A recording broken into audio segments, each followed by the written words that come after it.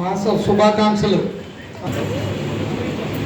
ఇమాములకి, ముస్లిం మత పెద్దలకి, గురువులకు, అలాగే తెలుగుదేశం పార్టీ మైనారిటీ కమిటీ సభ్యులకు, అలాగే ఇక్కడ వార్డు ఇన్ఛార్జ్ మాజీ కౌన్సిలర్ పాండురంగ శంకర్ గారికి, అలాగే మాజీ కౌన్సిలర్ అంబటి లక్ష్మీరాజ్యం గారి గార మండలం నుండి వచ్చినటువంటి తెలుగుదేశం పార్టీ నాయకులకు, సర్పంచులకు, ఎంపీటీసీలకు అందరికి కూడా, ప్రజాప్రతినిధులందరికీ కూడా నా హృదయపూర్వక ధన్యవాదాలు, నమస్కారాలు తెలియజేసుకుంటూ,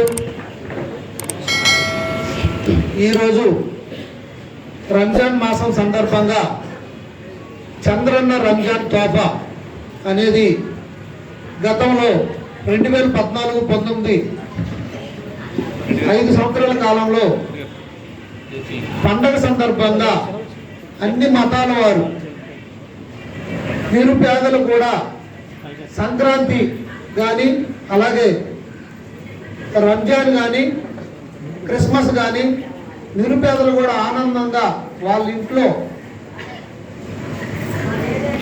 పిండి వంటలు, మిఠాయిలు తినాలని, వాళ్ళు ఆనందంగా ఉండాలనే ఉద్దేశంతో ఆ రోజు అప్పటి ముఖ్యమంత్రి, మళ్ళీ కాబోయే ముఖ్యమంత్రి 2024లో శ్రీ నారా చంద్రబాబు నాయుడు గారు చంద్రన్న సంక్రాంతి కానుకని, రంజాన్ తోఫా అని, క్రిస్మస్ కానుకని పెట్టడం జరిగింది.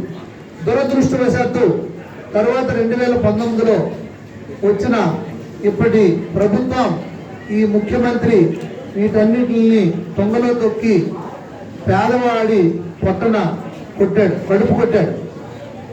అయితే మళ్ళీ తెలుగుదేశం ప్రభుత్వం వస్తుంది, ఇలాంటివి మరెన్నో ఇప్పుడు మన సోదరులు చెప్పారు పథకాలు, అలాగే ఇలాంటి మళ్ళీ రంజాన్ తోఫా, చంద్రన్ రంజాన్ తోఫా, ఇలాంటి పథకాలన్నీ మళ్ళీ ప్రారంభిస్తారని నమ్మకం నాకు ఉంది.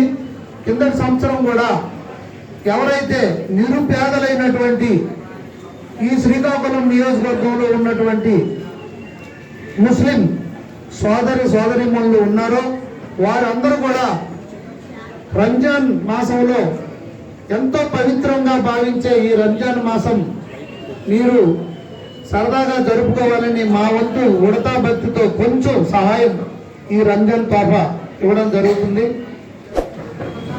అయితే మీరు చాలా అపోహలు కూడా మీకు ఉన్నాయి. ఈ సందర్భంగా నేను మీకు తెలియజేయాల్సిన బాధ్యత నాకు ఉంది. ఈ మధ్య కాలంలో తెలుగుదేశం ప్రభుత్వం ఎన్డీఏలో జాయిన్ అవ్వడం జరిగింది. అంటే బీజేపీ కూడా అందులో భాగం.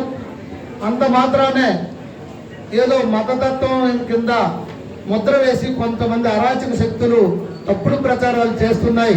మీరు నమ్మొద్దు. ఎన్డీ అంటే నేషనల్ డెమోక్రటిక్ అలయన్స్, జాతీయ ప్రజాస్వామ్య సంస్థ, అందరూ కలిసిపోయే సంస్థ. ప్రజాస్వామ్యం కోసం తెలుగుదేశం పార్టీ ఎప్పుడు కూడా లౌకికవాదంపై పోరాడుతుంది. మేము ఎప్పుడు కూడా సర్వ మతాలకి మనం గౌరవిస్తాం. పైగా ముస్లిం మైనారిటీలకి ఎప్పుడు కూడా గౌరవిస్తాం.